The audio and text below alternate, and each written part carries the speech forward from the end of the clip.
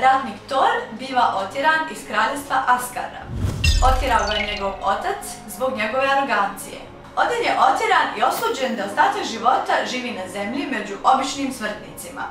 On se zaljubio u naučnicu Jane Foster, te ga ona uči o njemu prijeko potrebnim lekcijama iz ljudskosti. Novodobijena snaga dolazi do izražaja kada Nemesis sa njegovog svijeta šalje mračne sile prema zemlji.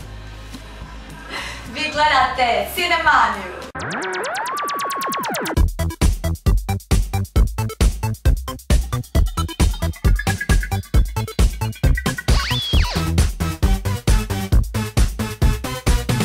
U glavnim ulogama Chris Hemsworth kao Thor, Natalie Portman kao Jane Foster.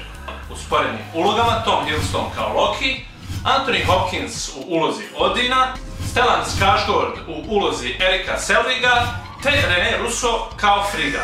Film su režirali Kenneth Branagh, koji iza sebe ima filmove kao Frankenstein, Henry V i Hamlet, te Joss Whedon, koji je poznat po režiji serijala kao što je Buffy i Firefly Serenity. On je također režirao film Firefly Serenity. Odavno nisam gledao bolji film fantazije. Scenografija je maštovito odrađena i Asgard je prikazan na jedan odličan način. Može se primijetiti mašta i vizija režisera u ovome projektu. Kada vam sporedne uloge igraju glumci kao Anthony Hopkins, René Russo i Stellan Skarsgård, onda nema potrebe da imate solidne glavne uloge. Mada ni oni nisu loše odradili svoj posao. Moja ocjena za ovaj film je 84%.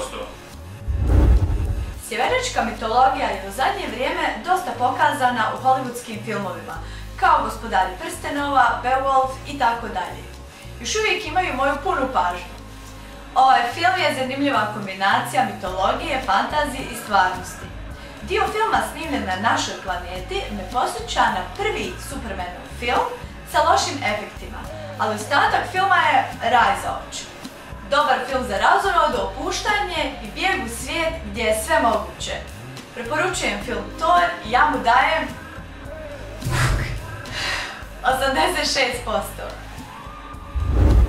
Možete nas pratiti putem ovih platformi, a tu su i portali koji redovno objavljuju Cinemaniju u svom sadržaju. Ovdje možete vidjeti prethodne epizode Cinemanije, a tu je playlista prve sezone. Naš sekundarni YouTube kanal možete naći ovdje.